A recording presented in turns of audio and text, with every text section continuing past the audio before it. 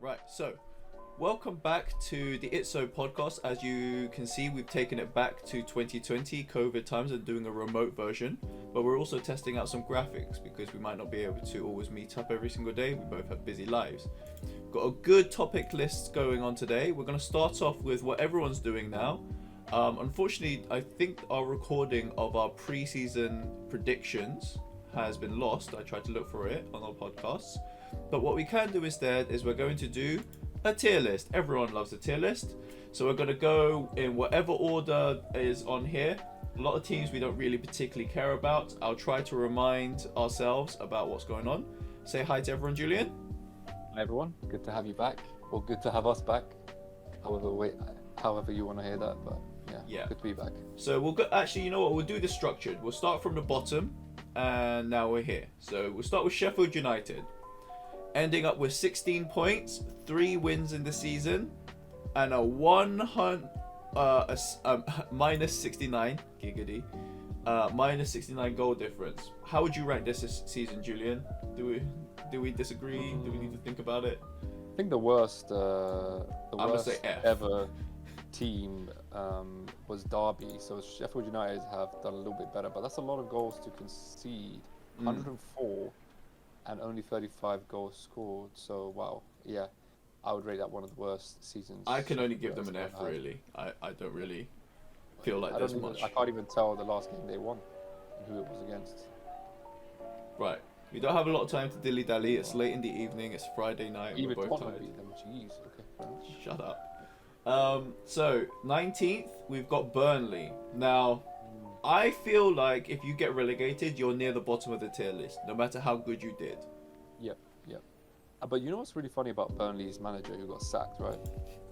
That he's gone to Bayern now? I mean, is that true? I think so. How does that work? Like, yeah, fine, company can't do wonders, but it's probably one of the first few times I've ever heard that happen where a manager does not so well, gets sacked and goes to a team that needs help for sure, but is pretty much one of the top teams in the world.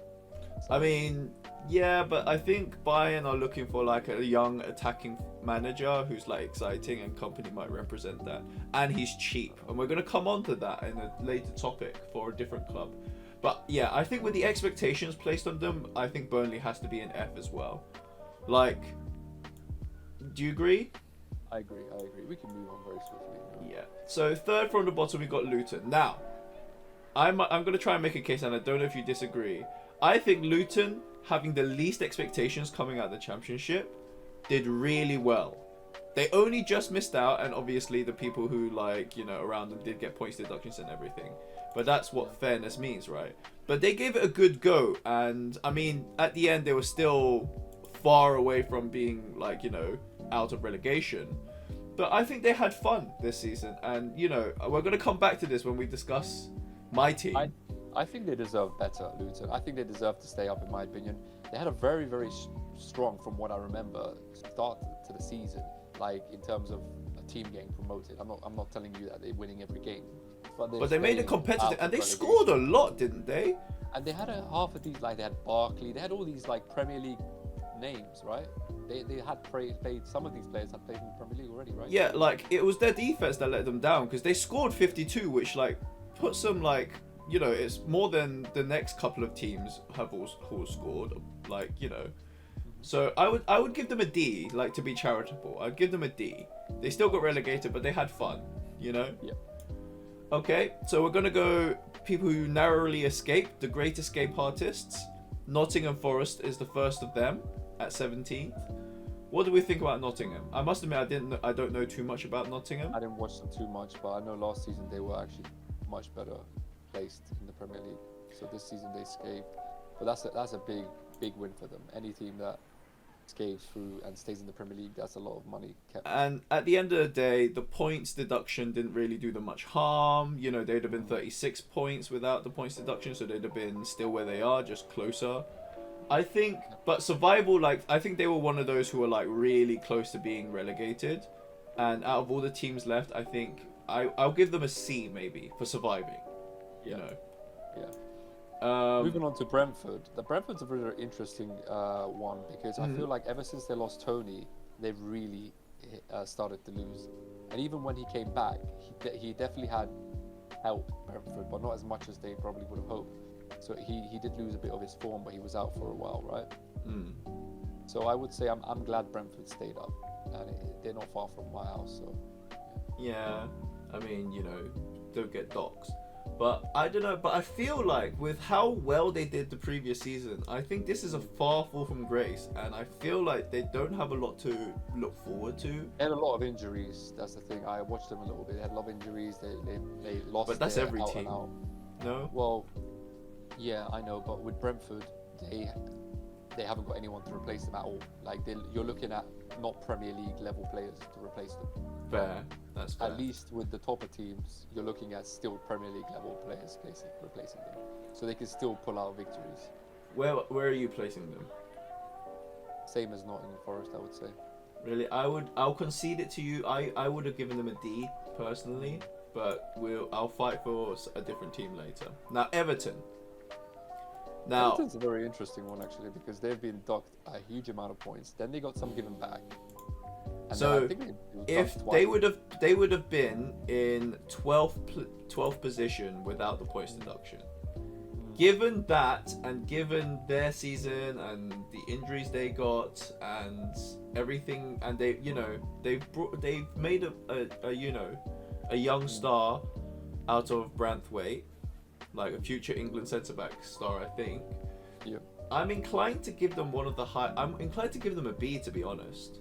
Like, I would say so because they not only stopped Liverpool's chance. oh yeah, and that's actually a good point, Julian. That's a good point. Stopping your rivals doing something, and we'll come back to that. Stopping your rivals doing something, very important, very key to a season. Different because they didn't do it to Arsenal, did they? Okay, very different because they had to win to ruin Klopp's final season. But I mean, by that point, his season was already ruined, anyways. But at the same time, I also would put Everton at a B because they were winning a lot of games towards the end of the season, which is what they needed because of the point deductions. Because at one point they were very close to the bottom. And you know what? To be honest, I think they had one key thing that a lot of the bottom teams don't have, which will stand them in good stead, which is they didn't concede that many goals. They didn't score any. But there are loads of like strikers and forwards in the market. There's not a lot of good centre backs, and definitely not a lot of good defenses that you can put together in the summer transfer window, like quickly.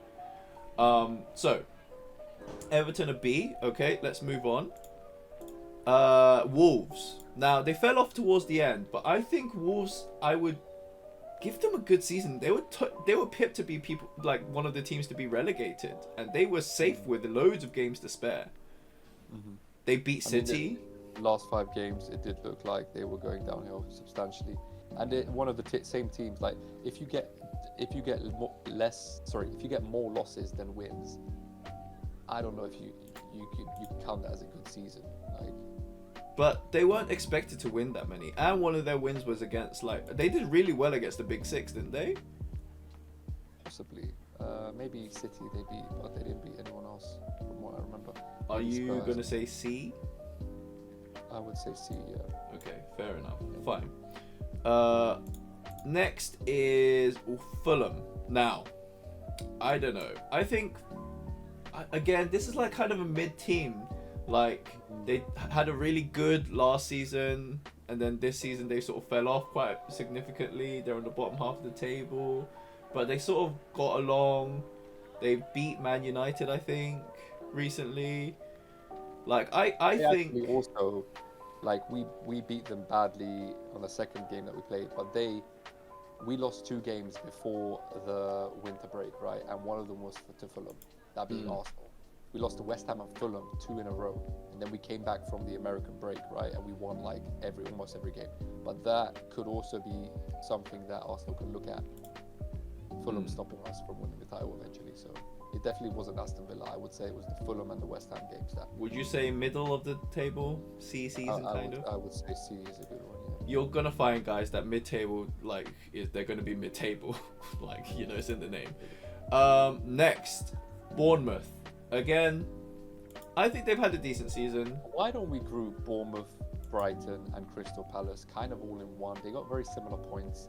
They've got, I was going to say very similar goal difference, but not necessarily from what I could see here. Well, actually, I'm going to disagree with you there, because I think Brighton actually had a pretty shit season.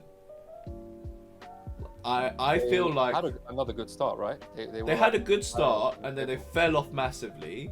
They got injuries to Mitoma and whatever. They had like a decent run in the Conference League, but ultimately they've ended up in the bottom half of the table from European football. So that's like a huge drop. They've just lost their manager in the Serbi. Like, they've just fired him, or he's just left. So I don't know. I think I'm putting into context everything that's happened in the news as well. And I'm a bit uncertain about what, like, Brighton have done good business as a club. They've sold Caicedo, they sold McAllister for huge amounts of money. But whenever you do that, you're going to struggle to replace them. And I think this is one of those seasons where, and next season is going to be the same, like, depending on how the transfer window goes and what manager they pick. That, like, you know, I feel like they had a D season. Next season they might go up to a B season, but I would give them a D this season personally. Yeah, let's go with that. I think that's a good sort of. I think, yeah. And also, I'm going to disagree with you. I think Crystal Palace did really well. You reckon? Yeah. Look at the end of their season. They smashed Spurs and they smashed like Aston Villa 5-0 on the final day, didn't they? Well, they had nothing to play for, so I think that was slightly different. But United, I think they smashed United as well. But like their new managers like almost gone unbeaten basically since he's taken over. Like, they've got a lot to look forward to. 4-0 smashing of United. Okay. Yeah, and United. Like mate, they're like on like that's a good way to go into the summer window. I would think a B really. They've got a manager in place that's quite good. They've got a lot of young talent. They're gonna generate. They've got a lot of assets, right? They've got Eze and Olise, which a lot of like the top clubs want, right? Mm-hmm. And I think that if you sell one or both of them, you're gonna have a lot of transfer capital to sort of bolster your squad. Perhaps like try to sneak and fight for like a European, like 7th place European Conference League position. Don't you think? Mm-hmm. So I would give them a B. Would you think B? I think a B is a good place for them. Sure. Fine. Right, now we're moving up to the top half of the table, or like deeper into the top half of the table. So West Ham. So they end up 9th. They're sort of kind of nowhere. They handed the title to City. Thank you very much. Are you going to dock them a position for that? I will most certainly. Cool. Fine. They tried their best, but they're playing against a world-class team. So. Yeah, I mean they did. I think they did okay for having lost their marquee player. They lost 2-1 at one point. Yeah, I mean then it was 3-1. So, but you know they lost Rice and gave them to you. They had. You know what the West Ham fans was? Do you know what the West Ham fans were singing? What? Not only were they singing "Are you watching Arsenal?" Just like Spurs. Just like Spurs, which is actually phenomenal. They were also singing stuff about Rice and how Rice chose to go to the wrong club. And I'm like, bro, where are you guys sitting? We've been on top for a long time. I don't know. I think they got. I would give them mid-table, C, really. I think. Okay. What do you think? Or would you want to go lower? No, I mean, I would like to go lower if I'm perfectly honest. I would say D. D? Fine. I'll give you D because they cost you the league. Right, next is, I think, is it Man United next? Oh, I never knew they were that low. Well, yeah, it's United, mate. They had a terrible... I'm going to say F. Yeah. Like, they have a chance to redeem it. I think if they win the FA Cup, this goes up instantly to at least a C, maybe a B. I would say so because it's against the Premier League champions, right? So yeah, and it would get them the Europa League position, right, or a Conference League position. Yeah, I think so. Yeah. So but currently, as things stand, there's no argument. It's an F from me. I'm sorry. Mm-hmm. Like you were like towards the latter third of the season or latter quarter of the season, with about 8 games, you were pushing for potentially 5th or 4th place, and you're 8th. And I think if he doesn't win the FA Cup, he gets sacked. I think so too. Right. Next is Newcastle. I mean, they've ended the season relatively strong. They had a really bad middle of the season. But I think ending 7th, above United, no European football, bit of uncertainty. I think a lot of their stars are leaving this summer. I don't know. I'm feeling a D here. Yeah, I genuinely think that's about right. I think you make a good point there. I would say D. I don't think I'll do it. Right, and now we're on to the big six, other than United. So, in 6th position, Chelsea. Despite how poor they did throughout the season and how much we took the piss out of them, they still ended up 6th. They've got European football. They sacked their manager. They really turned it around. They won they didn't lose a game in the last six Premier League games, which is quite crazy. They've gone on a 6-win streak. I think. Look, what's happened since the end of the season, I think puts them at an F, despite this. But if we're talking about the season, I'll give them a C. I personally would actually say they should be on the same level as Tottenham. The fact that they were able to catch Tottenham with only 3 points difference is absolutely okay. But we're gonna come into it, Julian. I don't think you should rate them that highly because one of our talking topics is coming up. I would say we put them at a C. Yeah, no, I would say C as well. Okay. Yeah. Because I'm going to say that Spurs deserve a B. Because I'm going to say Spurs deserve a C because of how they ended the season. Okay. If it wasn't for that. Okay, but we have to remember the season though. This is a season as a whole, right? And I would say coming out of the summer transfer window, having lost Kane and with a new manager who's never managed in the Premier League, we had parts of the season where we were on top of the league. Right? Yeah. As a whole season, I think we deserve a B. Just because, come on, we lost Kane, our top goal scorer, but we still are 5th position. We've got Europa League, and this is gonna sound like, me trying to make a mountain out of a molehill, but I genuinely think Europa League is the better competition for us to be in next season, because we're not ready for the Champions League, basically. I totally agree. So I would say B. The only two things that really stand out for me here is the fact that how Chelsea is as close as they are to Tottenham. That's one thing. And the other thing is, towards the end, Aston Villa was handing you that 4th place, and you guys didn't take advantage of that. The amount of times they lost, and you lost as well on the same weekend, when you could have just won. I would say it would have been so much easier to secure that 4th place. And look how close you guys were in the end. Yeah, in the end, I think I agree with you. But what disappointed.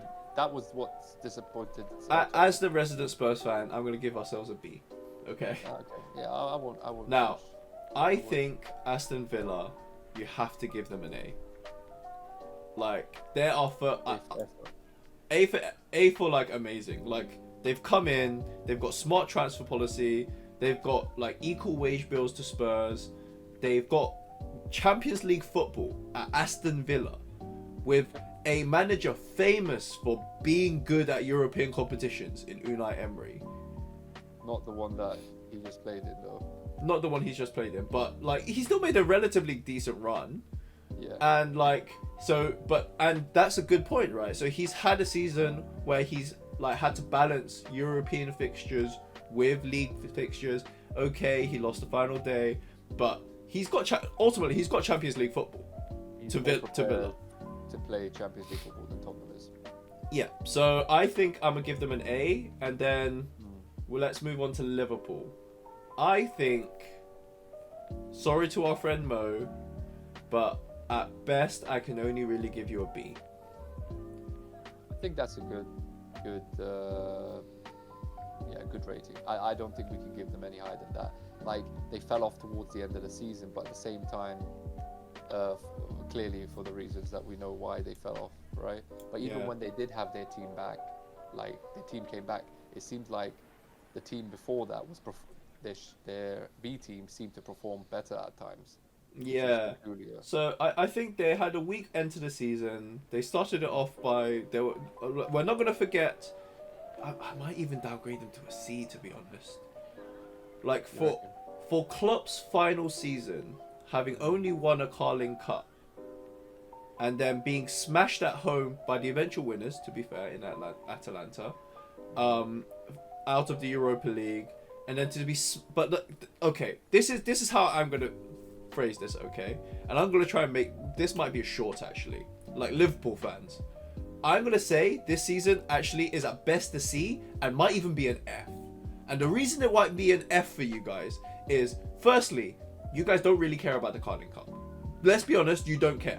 Number one. Number two, you've given all your rival clubs something to hold over you guys for Klopp's final season. Manchester United kick you out of the FA Cup in shit form, okay?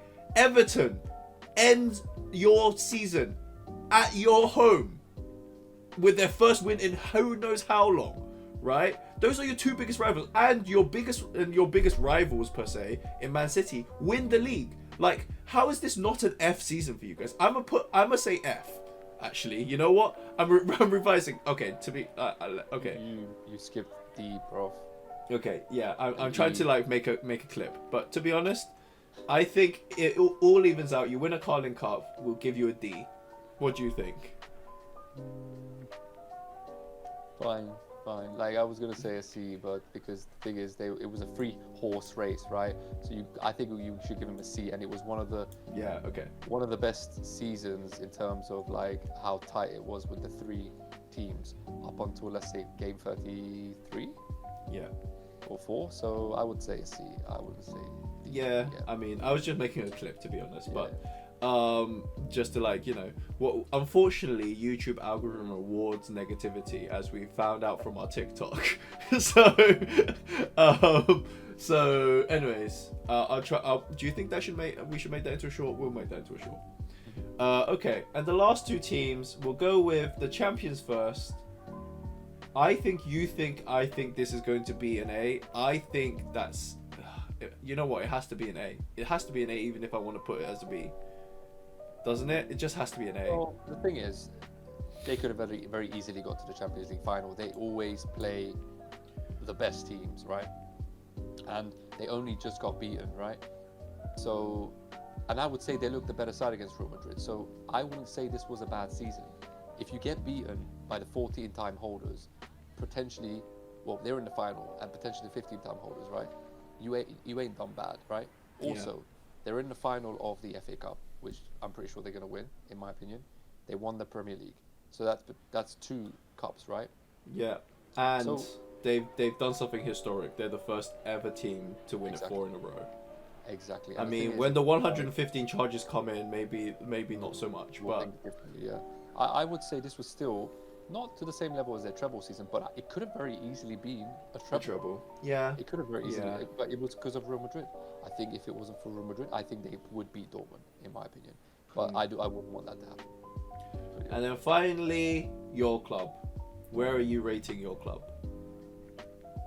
So in terms of progression and how we've moved forward, this is the most wins we've ever had in the Premier League ever. The highest, in terms of like progression, it's the best progression we've made under Arteta. Every single year we've taken a step forward.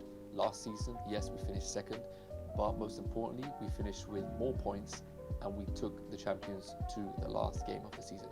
So it's an improvement after an improvement after an improvement. We did also invest in good players. We clearly know where we're missing out. We could have very easily could have won the Premier League this season, in my opinion, and we would have been deserving champions, right? But with a team like City, who seem to just somehow, no matter what happens, they just do enough. Literally, they just do enough when it comes to the Premier League to win, and that is just another level which Arsenal are not necessarily there just yet. But if you take City out of the picture, then it would be very different. But we wouldn't do such a thing like that. But I would say I had to give them an A. They had a really great season overall. We only lost 1 game in 2024. I'm umming and ahhing about giving you an A or a B. I think, like, I would like an A minus if I could, because I feel like you guys, you're right. I think you had a great season, and unlike last season, like, you showed heart, you stuck in there, and you pushed City probably at, like, you're the new Liverpool basically as the City rival. There's decent narratives. I think you've got a good squad.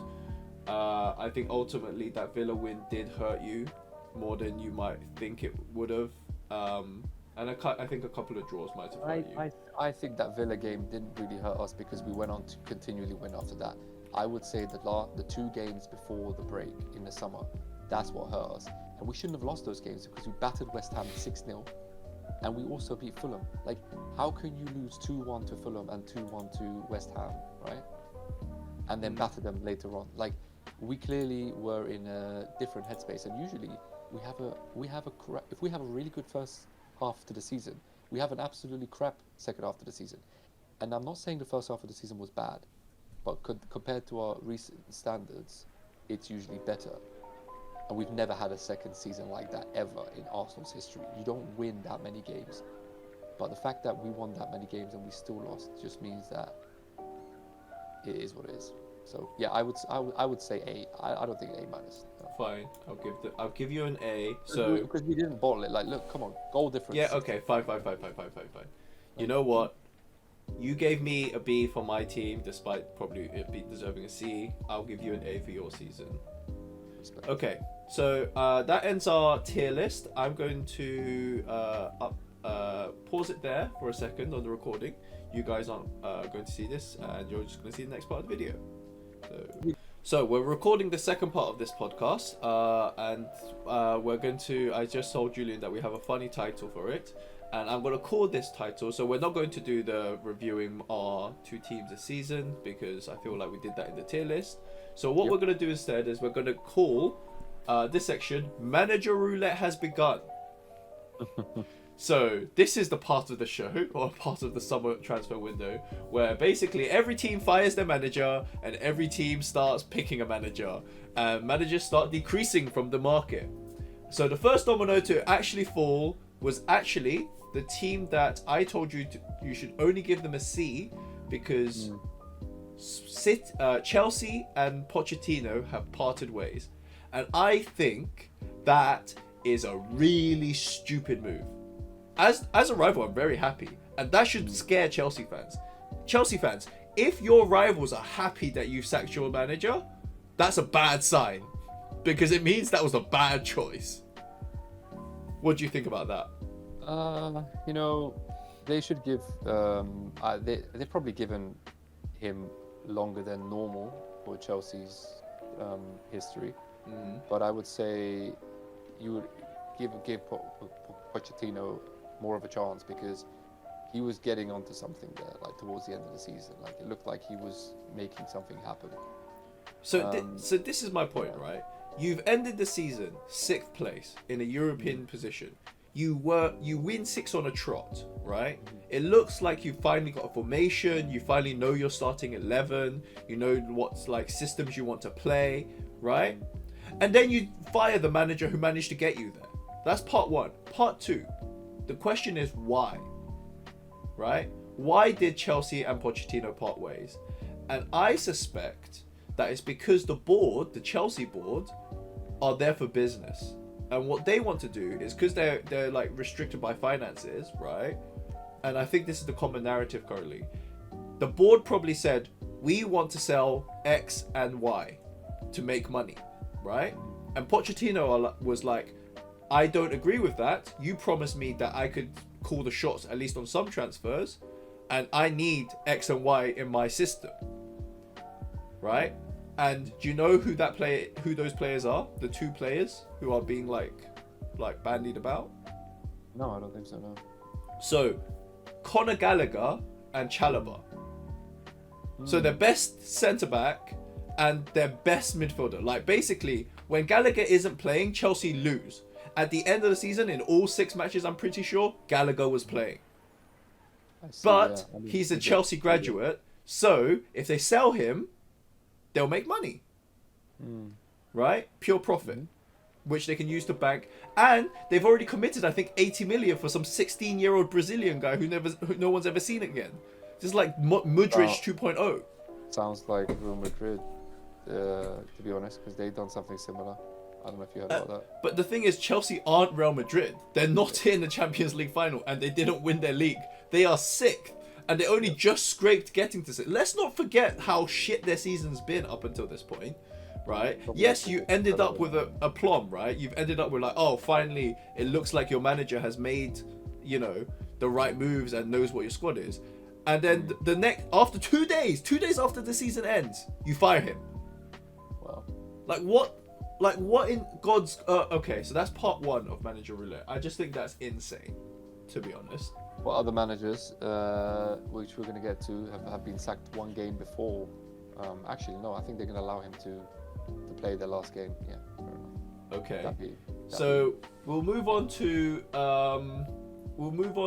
the next manager, which you can see has been spoiled in the visual.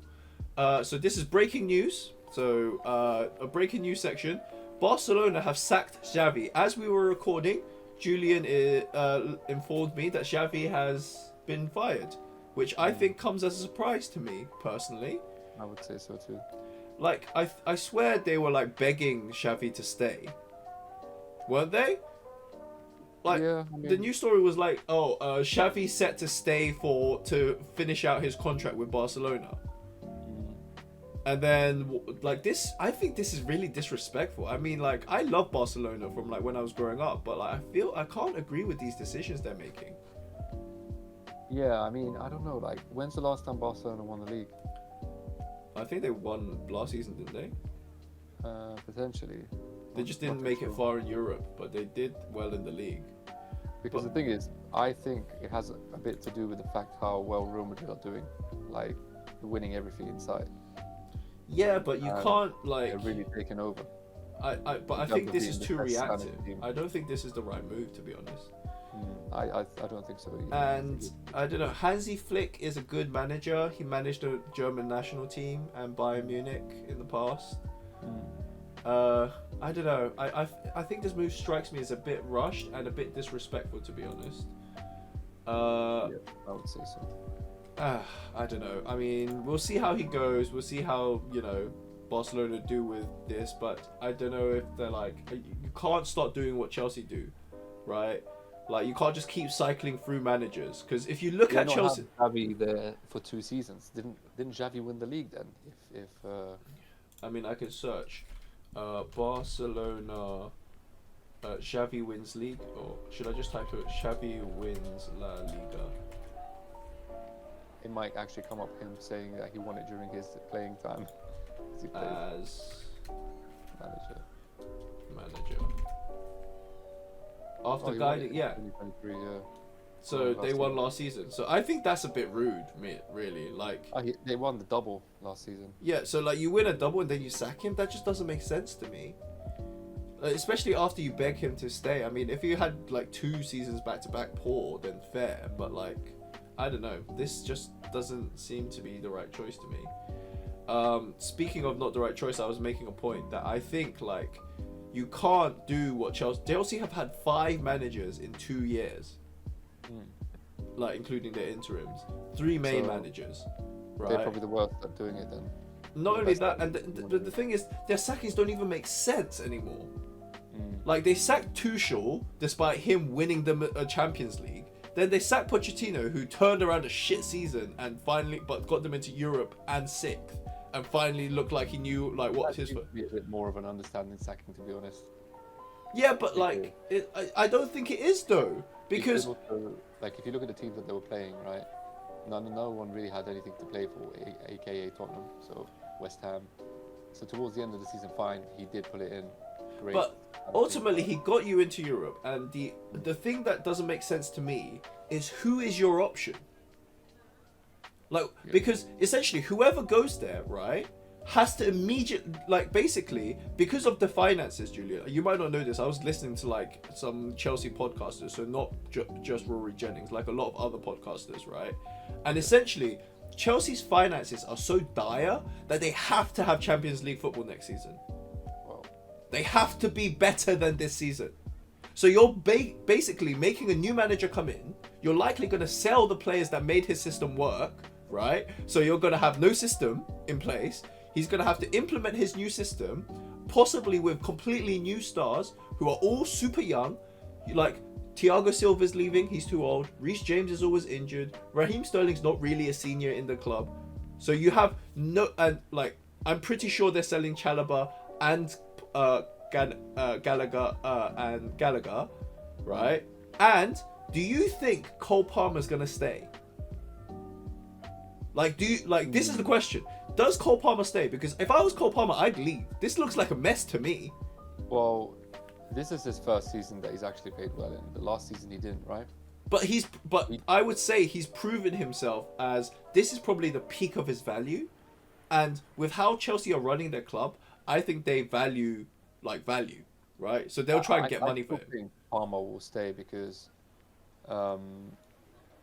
he's an asset to the team now, and Chelsea gave him the opportunity to become the player that he is. So I think, but he's publicly said he's a United fan. What, recently? Yeah. Okay, I don't know about that, but... No, recently, like within the last month, and an old person we just talked about, Pochettino, has always wanted to be United manager, and they've just had formal talks with Pochettino and Tuchel at United. So there are reports that Mr. Ten Hag is leaving and getting sacked. Breaking news! I'm gonna call it now. I don't care. You know what's insane? Do you know what's insane? Mourinho was in the same position as Ten Hag, and they sacked him one game before the final. Yet they're not doing that to Ten Hag. They're saying like, what you get to, but that to me suggests that we're gonna hear Man United's new manager very soon. I have a feeling. I don't know if you saw the last game that United played. Ten Hag went on the mic, right, and there was a clip of him saying, being extremely respectful to the fans. The fans seem to have a lot of respect for him, right? I agree. And like he was like, we fought back, considering how tough our season was, and we're gonna take it to City, and we're gonna bring that cup home back to United. Like he was very, very positive in what he was saying. So sacking him will be very again. This is a weird choice, but I think like this is my personal opinion, right? They've got a new board at United. And United's biggest gaps currently, Julian, are a CDM and a centre-back and a driving midfielder. What Chelsea have are Cole Palmer, Conor Gallagher and Chalobah, who all improved under Mauricio Pochettino, who's about to go to Man United. So in my mind, what's going to happen is they're going to sack Ten Hag, hire Pochettino, and then buy all of the players that basically, like, because Pochettino and Chelsea were like, Pochettino's like, I need Gallagher, Palmer, and Chalobah. Those are non-negotiables. They've improved under me. They make my system work. Chelsea was like, but they are worth a lot of money, so we're going to sell them. And then United are like, hey, you like those players, Pochettino? Why don't you come here and we're going to keep those players for you? It does make a lot of sense. And you know what? Now looking at the table, I didn't realize that United were only 3 points behind Chelsea, right? Yeah, that was they were really close. So like, I don't think like we can read too much into it. Which means, yeah, because of how well Chelsea finished, United wasn't able to, because surely Chelsea were behind United. Yeah, by far. But like this is why it was like misleading, because they had a lot of games in hand. They had like 3 games in hand. So like they were like, but it's just they were in such bad form. Nobody thought they would actually get that. Right. So we've talked about Chelsea. We've talked about that. Let's talk about the final manager in this section, which is. I'm joking. No, which is, do we think Pep Guardiola has cemented his place as the greatest manager of all time? I think it's non-negotiable anymore. Like, he's won 4 in a row at City. He won 3 in a row at Barcelona. He won 3 in a row at Bayern. He's got a proven track record. He's won the triple. He's won the treble at Man City. He's won the treble at Barcelona. Like more times than anyone else. Like, I think it's non-negotiable. And you know, the reason I made this section is because I was going to say, do you think he's the greatest Premier League manager of all time? Has he overtaken Ferguson, basically? Well, Or is he the greatest of all time, but Ferguson was the greatest Premier League manager of all time? I would say Ancelotti is closer to Pep. Probably more on par with Pep than anyone else. So you Only think... manager I can think of is Ancelotti. So you're talking about overall management, right, in world football? In world football, I would say Ancelotti is up there with Pep. Okay. So then the argument is, do you think in the Premier League, Pep is a greater manager in the Premier League than Ferguson? No, I would actually say Wenger and Ferguson are still better than Pep. That is outrageous. I'm going to clip you. And Do you know why I say that? Because if we look at the way that City have won, right? We're going to switch to two people now. Yeah. Carry on. The way that City has won was very different to how Arsenal won. Arsenal never won with that many points. There were more than one team in it, right? With most of City's wins, it was either them winning it or they were fighting against Liverpool or Arsenal, right? Which is fine. I get that, but I would say the rivalry between Arsenal and United and the history they brought into the Premier League and how competitive it was back then. I would, and just like the aura, this could be nostalgia as well, but just sorry. The aura, yeah. I'm just repeating. Yeah. I would still put Pep. Statistically, he's still not ahead of Ferguson. Statistically, he is just ahead of. He's, I think, matched Mourinho, right? Well, no. I mean, Wenger has the same Premier League titles as Mourinho. No. But Yep. No, he doesn't. He does. No. Mourinho has won 3, right? And so has Wenger. Okay, but Guardiola's won 6. Yeah, I agree. But no, you agree. That's just facts. What do you mean you agree? Oh, statistically, yeah. Pep is. I would place Pep second. Statistically. I agree. But in terms of like English football, right? Wenger has won more FA Cups, right? Wenger has won more. Okay, so you're talking about English football. I'm saying Premier English League. Football. Okay, so you're saying in English Or football, not. Pep is. third. So are you saying Pep is 3rd, or would you say 4th? I would say 4th because Mourinho and Wenger, and I would say Ferguson, Wenger, and Mourinho, and then Pep, right? But in world football, it's quite clear that I would put Pep and Carlo together. I would put Pep above Carlo Ancelotti only for the fact that he's done it repeatedly in different leagues. He's won 2 trebles, and he's Ancelotti in different leagues, but probably not trebles. I don't know if he's won a treble. Maybe he has but won one. I'm talking also back to back though. Yeah, I mean, no, but he's won La Liga back to back to back, and then he won the Bundesliga back to back to back. I mean, it was Bayern, but still. And then he's won with City now back to back to back to back. And no one's ever done that in the Premier League. Yeah. And let's not forget, and this is what's insane. You know, like you mentioned, almost any manager currently working, apart from like people in like top clubs, you can almost say, oh, he used to manage Chelsea, didn't he? Ancelotti, he used to manage Chelsea, didn't he? Yeah. Like, and he won. It's insane. So, our final session is just a couple of like sweeping things up. So, unfortunately, Leverkusen's run has come to an end in dramatic fashion. They basically got Lookman out of it. Lookman scored an insane hat-trick, top quality, and they just looked like they weren't in the races.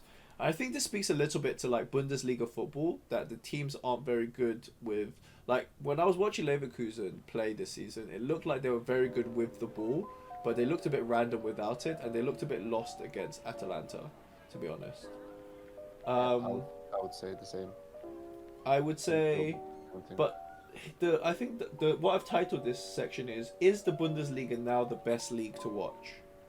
So next season, so we're talking about next season, right? Do we think, so now that Man City has won 4 in a row and almost solidified that the Premier League is a farmers league, like you can't have one team win four in a row, even if like you guys pushed them close this season and Liverpool's I understand, I get it, but the point is that they have won 4 in a row and they had significant injuries this season with Haaland out for a lot, De Bruyne out for a lot, like good replacements. yeah, I mean they've always got insane placements, but just think of them next season. Like, okay, are you saying you don't think they're title favourites for next season? No, I think they are still title favourites. So that would be insane if they win 5 in a row. I must say though, first of all, I never thought the Bundesliga was a particular farmers league, right? It was just not as good as the Premier League. That's what I've always said. I've always had a lot of respect for the German league. That was my second best league. It's funny how now we're like, oh wow, is Germany the best? Is the Bundesliga the best league? The first year when Bayern fall like off the charts dramatically after winning like 10 in a row or something like that. Right? Yeah. Why are we calling it out right now? They finished 3rd, didn't they? Well, that's the thing, right? They not only didn't just lose the league to be 2nd, they came 3rd, and they've got like next season you've got Dortmund, who always pushed them close, and I think is like one of my favorite clubs just historically. The team I support now, Leverkusen, call me a glory hunter, don't give a fuck. Leverkusen with their historic run. We've got Stuttgart, we've got RB Leipzig, and we've got Bayern. We've got 5, we've got like a big 5 basically in the Bundesliga. Well, the thing is, RB Leipzig was in the last 3 seasons they've been very good. They've been finishing top 4, right? Yeah. And they've been doing pretty well in the Champions League, getting to like knockout stages. Yeah. So this is the thing. Do we not think that like this league is brewing? I think the Bundesliga is cooking, and I think next season the Bundesliga might be the league to watch. And they sometimes put their matches on YouTube for free to watch. And you know, like I sent you that picture of St. Pauli's away tunnel. Let me just put this away tunnel. St. Pauli. Let me just images. Let me just put this on the screen for people to see. So let me just switch to 3-person content. Just look at this, just look at this hallway. Like this is like intimidation if I've ever seen it. I haven't seen anything like it. Yeah, it's like a hell, and this skull is like, painted so that it's like an optical illusion, so it's not a watermark thing. Like it's to make people feel like, hey, this is an away end. Like this, you're not welcome here. And we kind of felt that a little bit when we were at Spurs stadium. At least I still remember the Arsenal fan being bullied. Not me. Not you, because you were cheering along with us Spurs fans. All for the content. All for the content, yeah. And by the way, just to address the rumors, by the way, guys, the audio in our most popular TikTok. You do realize I don't have a mic. The mic is on this dude to my left, and to your guys' right, basically. Like Jesus Christ, guys. Anyways, moving on from that. You were miming and I was talking. That was perfect timing. Yeah, I know. It just showed how sync we are. Bro. Yeah, and it's funny because we showed it to one of our mates, and he was like, "Jamie boy, come on, what are you doing?" Yeah, and I was like, "That wasn't even me."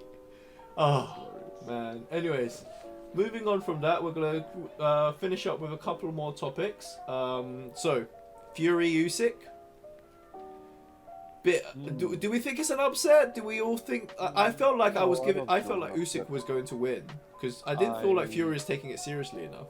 I know. I think he took it seriously up until the fight, but in the fight, for whatever reason, he was toying with Usyk successfully at the beginning. I would say, first 5 rounds or something like that. But I think Usyk really just started to change it up. He wasn't getting caught with the uppercut as much. He wasn't getting caught with other shots, and he was also giving it back. When he got caught, he gave it back. So there was a response, and that's what Fury wasn't prepared for at times. One negativity I would give Usyk is he could have finished the match, but Fury, no matter what he does and no matter how things go for him, no one can knock him out. Everyone has tried to knock him out, and Usyk came, I would say, the closest probably since Wilder's first match. I was about to say, I feel like Wilder in fight 1 was pretty close. Yeah, so that was a long count. And Fury was still dodging when he was getting freaking kicked back. It was crazy. But yeah. But I don't know. I feel like Fury's activated the rematch clause. Do you see is this going to be their third? Because their first one was a draw, right? Do they have? Is this their?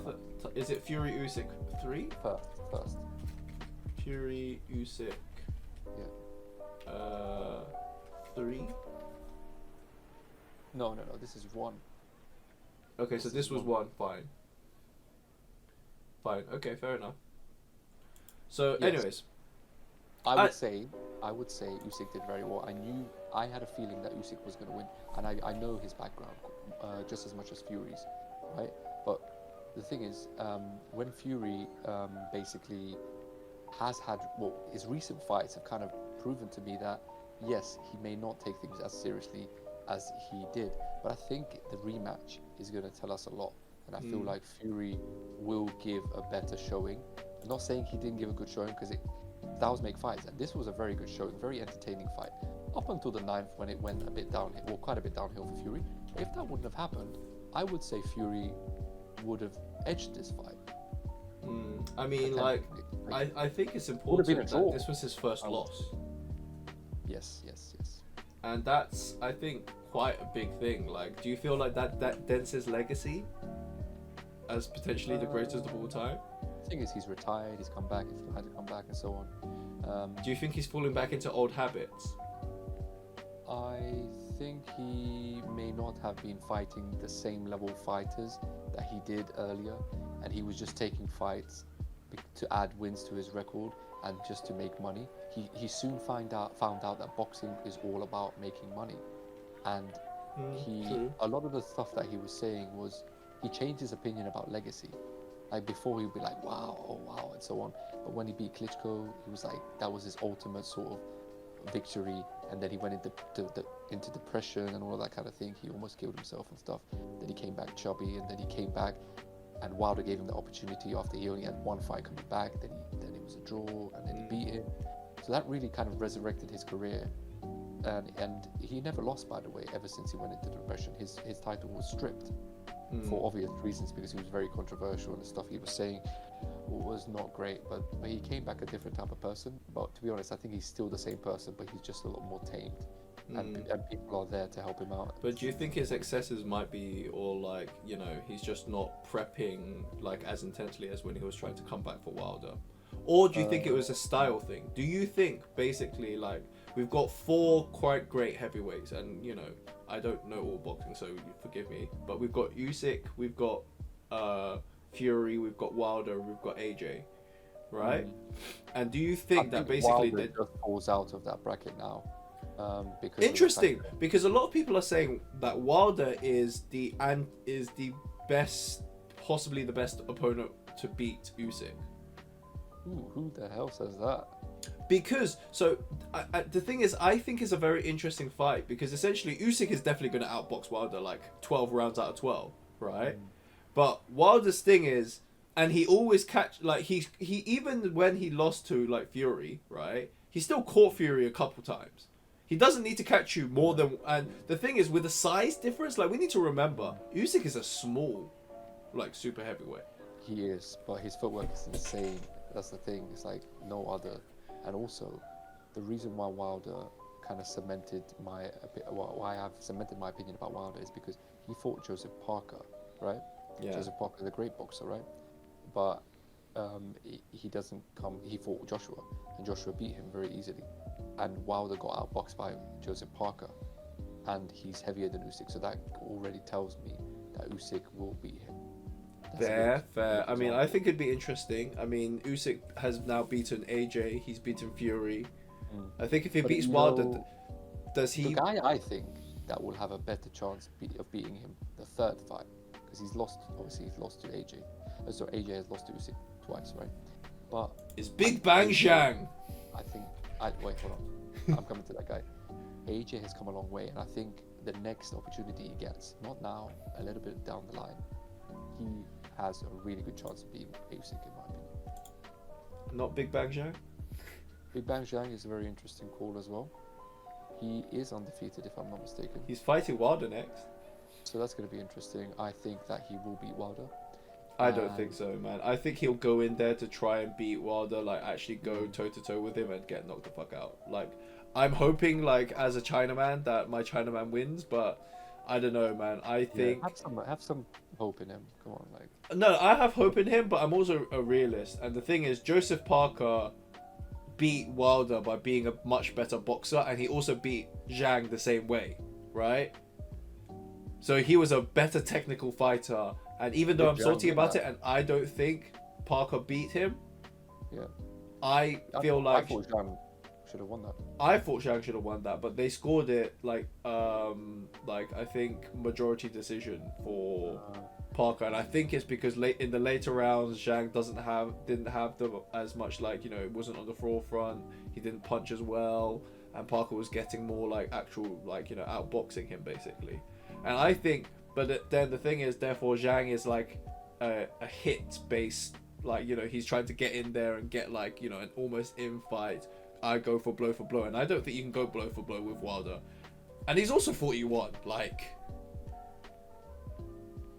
Yeah, I don't know. I think that if Wilder gets outboxed, he's going downhill for sure. Yeah, I don't know. Anyways, the final. Let's move on. Can we pause for a second? Let's just finish this quick session and then we'll finish. So the last bit is going to be a quick preview to the Formula One. I think Formula One has turned a corner. It's gone interesting again this season. And then bringing some new upgrades. It's looking pretty competitive. We've got some new upgrades, and not only do we have some new upgrades, we've also got some. You know, Lando Norris has won a race. And pushed Verstappen, and Verstappen looks really off the pace. What do you think? Do you think Verstappen's going to win this season or not? Or at this race, this Monaco? You know, it's interesting because Monaco's always stirs things up. Street races always stirs things up.